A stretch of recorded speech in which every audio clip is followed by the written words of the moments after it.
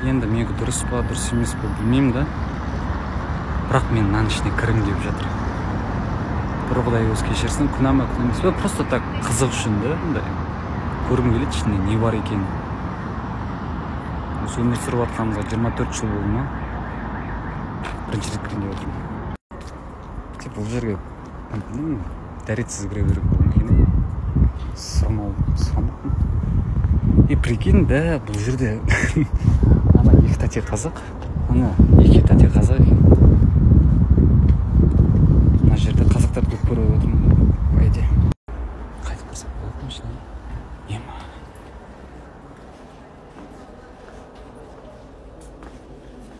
Здравствуйте. Можно снимать? Людей в кадр не берите, можно снимать. А? Людей в кадр брать нельзя, можно просто снимать. Просто снимать. Без дарет можно, да? Ну? Дарет нет у меня. Дарет мне лошадь схватит. Дарет. Не умаемся просто. А можно? Все. Лошадь не видит, то нормально. Я қызы дерзкий, да? Еще қызы екен. Ема. Еще қорқынышты все қарасаң.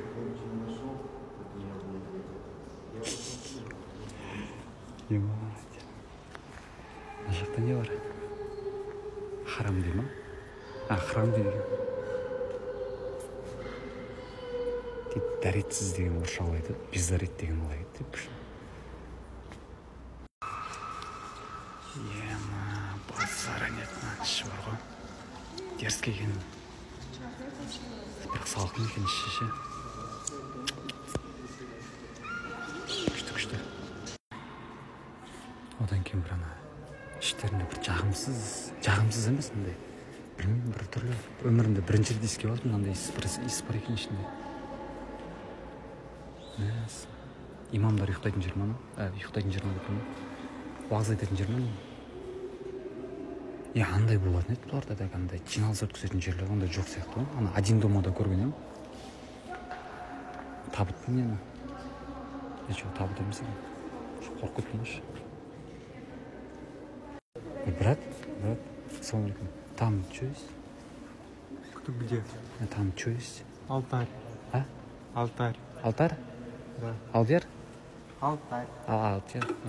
Блин, там. Это где батюшки служат. Она Мария. Это помощник. Женщины там не бывают никогда. Короче, мен түсінген бойынша мына әйелдер кіруге болмайды екен, прикинь. Только ер адамдар.